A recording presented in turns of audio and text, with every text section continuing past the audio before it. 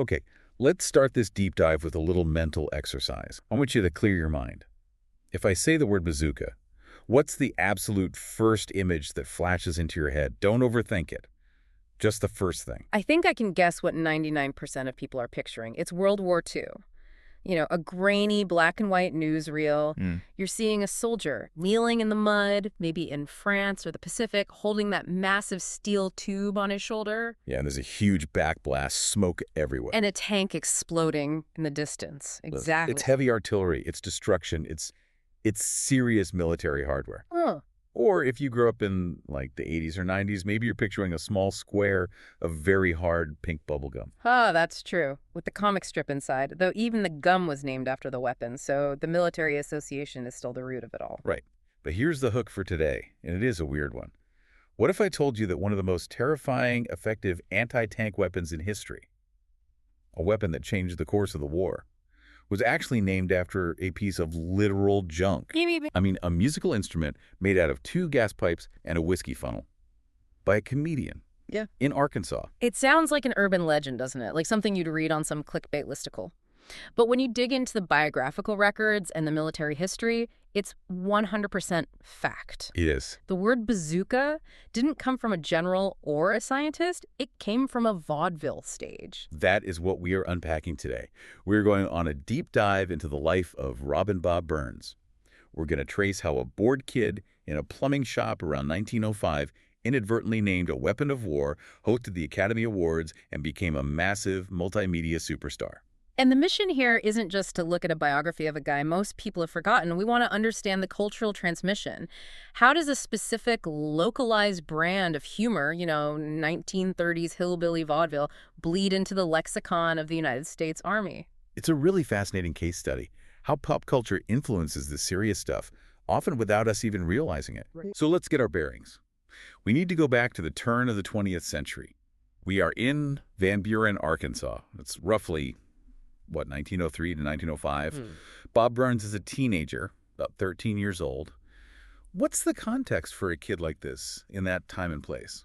The context is essentially boredom meets ingenuity. You have to remember there's no TV, no internet. Burns was musically inclined from the start. The records show he was playing the trombone and the cornet in the town's Queen City Silver Cornet Band. So he knew music. He wasn't just making noise. Exactly. He understood the actual mechanics of brass instruments. He understood embouchure, how you vibrate your lips to create a tone. But clearly the traditional brass instruments weren't enough for him. Or maybe he just wanted to mess around. The story goes that he was hanging around the back of Heyman's plumbing shop one night. Which, let's be honest, sounds like the start of a lot of trouble for a teenager. But in this case, it was the start of an invention. He picks up a stray length of gas pipe. Literally garbage lying on the floor. Just garbage, and he blows into it. Now, explain the mechanics here. Because if I blow into a pipe, it just sounds like, well, wind. It sounds like a hollow tube. How did he turn this into an instrument? This is where the engineering comes in. He didn't just blow through it. He realized that if he slid a smaller tube inside a larger one, he could change the pitch by lengthening or shortening the air column. He essentially built a crude slide trombone without the bell. Okay. Later on, to get some amplification and change the tone, he soldered on a whiskey funnel at the end. A whiskey funnel. That is so on brand for the character he eventually became. It is. A whiskey funnel and some stovepipes. It created this very distinct sound. It wasn't pretty. It was described as buzzing, resonant, and intentionally comical. It had a very narrow range. Unlike a trumpet, it was deep, almost, well, farty, if you will. It was a sound designed to make people laugh. Not to move their souls. Not at all. And he needed a name for this contraption. And this is where we get the word that eventually ends up on the battlefield. He calls it the bazooka. The etymology here is really interesting, right? Yeah. He didn't just pull the word out of thin air. No, he was tapping into the slang of the time. In the early 1900s, the word bazoo referred to a mouth. If you told someone to shut their bazoo, you were telling them to shut their trap. Okay, shut your bazoo. I like that. But bazoo also meant a windy fellow, a braggart, someone who blows a lot of hot air. Which is perfect for a wind instrument that sounds ridiculous. Exactly. And if you want to go even deeper, linguists believe that slang connects back to the Dutch word bazoen, which means trumpet. Wow. So you have this fascinating linguistic chain, a Dutch trumpet, to American slang for a loudmouth, to a gas pipe instrument, and eventually to a rocket launcher. It's an amazing journey for a word, and he didn't just keep this thing in the garage. A photo actually exists of him playing this gas pipe bazooka while standing in the legitimate silver cornet band. He took the absurdity seriously. He did. He played it with a straight face. But before he could take this to the stage professionally, history got in the way. World War I begins. And Burns enlists. He joins the United States Marine Corps. Now, usually when we discuss WWI, we're talking about trench warfare, mustard gas. We don't usually talk about jazz bands. No, but you have to remember that morale is a huge part of military logistics. If the soldiers are miserable, they don't fight well. Burns sails to France with the 11th Marine Regiment. He actually rises to the rank of sergeant. But his value to the Corps wasn't just as a rifleman, it was as an entertainer. He led the Marine Corps' jazz band in Europe. With the bazooka. With the bazooka. In fact, the original was too big to haul overseas, so he built a new one in France using, again, spare stovepipes and a funnel he found over there. I'm just picturing the visual. You have these hardened Marines, mud everywhere, exhausted from the front lines, and their sergeant is playing a stovepipe contraption. It made him a legend within the ranks, and that's a crucial detail for later.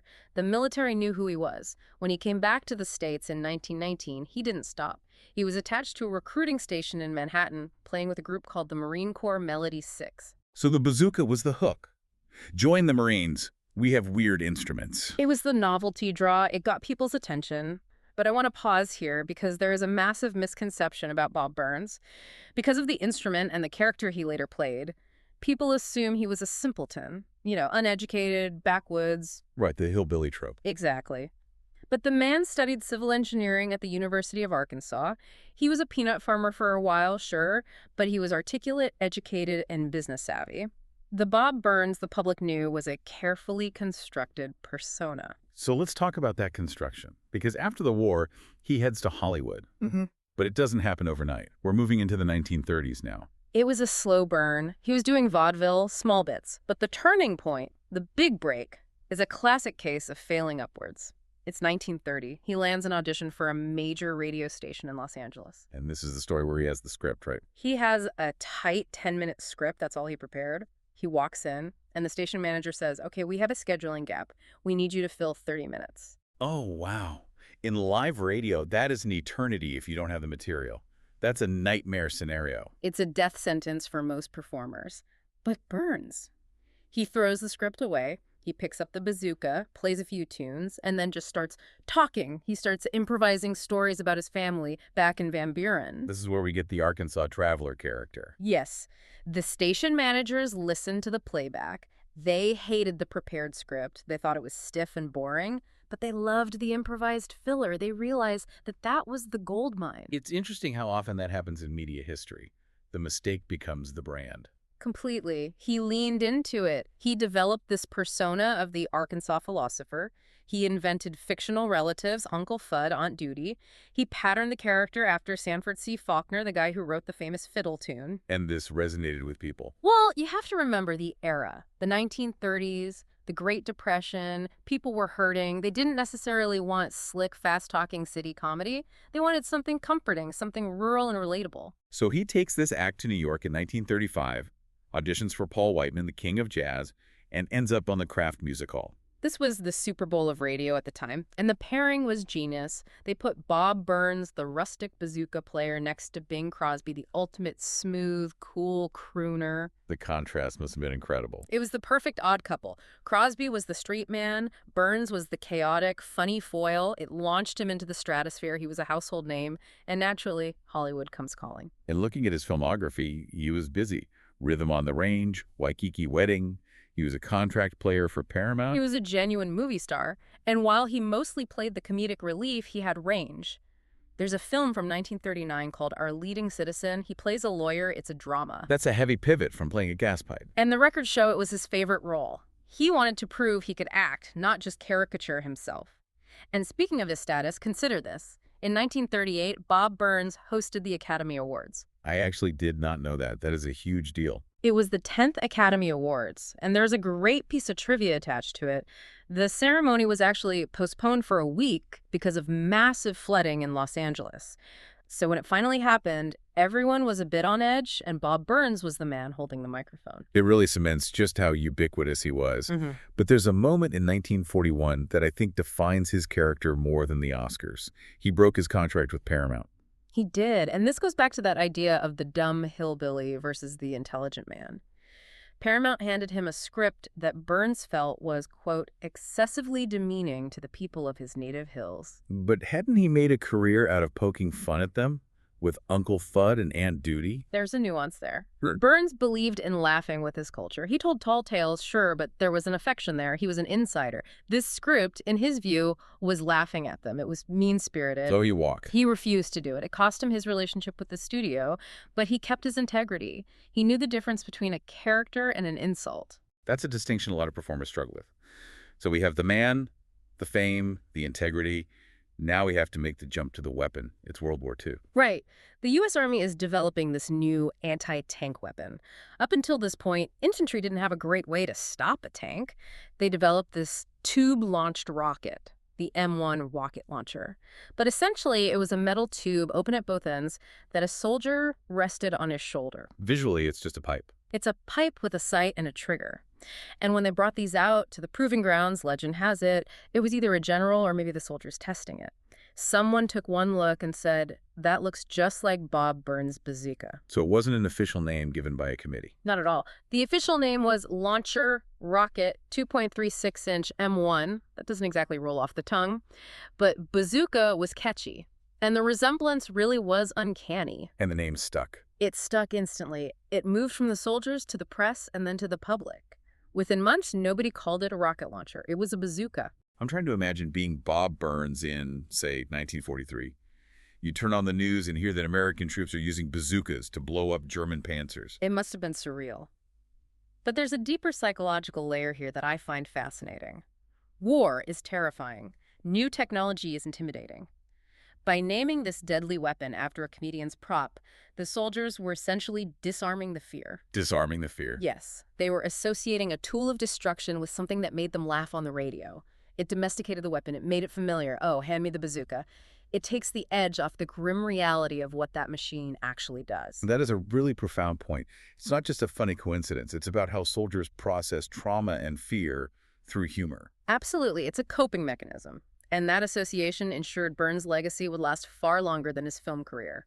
The word bazooka entered the dictionary. So what happened to the man himself? The war ends. The weapon is famous. Does Burns keep performing? He does for a bit. After the Paramount split, he produced his own radio shows. The Bob Burns Show ran until 1947. But he was smart. He saw the writing on the wall as television started to emerge. And financially. Was he the poor Arkansas traveler? Far from it. This is the final irony. The hillbilly was a real estate tycoon. He took his Hollywood money and invested heavily in land. He bought 200 acres in Canoga Park in the San Fernando Valley. 200 acres in the valley. Today, that would be worth, I can't even calculate it, billions probably. A fortune. He developed it into a model farm. He lived a very comfortable, quiet life there. He retired on his own terms. He passed away fairly young, though, right? Yes, in 1956. He was 65. He died of kidney cancer. But by then, he had lived about 5 different lives. Musician, Marine sergeant, vaudeville star, movie actor, and accidental military godfather. He was posthumously inducted into the Hollywood Walk of Fame in 1960, which feels appropriate. It is. But I think his real monument isn't the star on the sidewalk. It's the entry in the dictionary. It's the fact that 80 years later, kids playing video games call their rocket launchers bazookas. It really is a story that forces you to look at language differently. We use these words, bazooka, shrapnel, silhouette, and we rarely think about the human origins. That's the big takeaway for me. We think of military history and pop culture as 2 separate silos, but they are constantly crashing into each other. A joke from a 1930s radio show can name a weapon that changes the outcome of a war. It makes you wonder what's happening right now. What do you mean? Well, think about it. We have memes, viral trends, TikTok dances. Somewhere in a lab right now, DARPA or NASA is inventing a robot or a laser that's going to change the world in 2050, and the soldiers or scientists using it are going to name it after What? A meme from today. That is a terrifying and hilarious thought. Captain, fire the Skibidi cannon or deploy the yeet drive. Exactly. It sounds ridiculous to us, but bazooka sounded ridiculous to a general in 1942. You're absolutely right. The absurdity of today becomes the terminology of tomorrow. On that note, we'll wrap up this deep dive. Next time you see a WWII movie and someone shouts, bazooka! Not. Tip your hat to Bob Burns and his whiskey funnel. Indeed. It's a legacy worth remembering. Thanks for listening, everyone. We'll catch you on the next deep dive.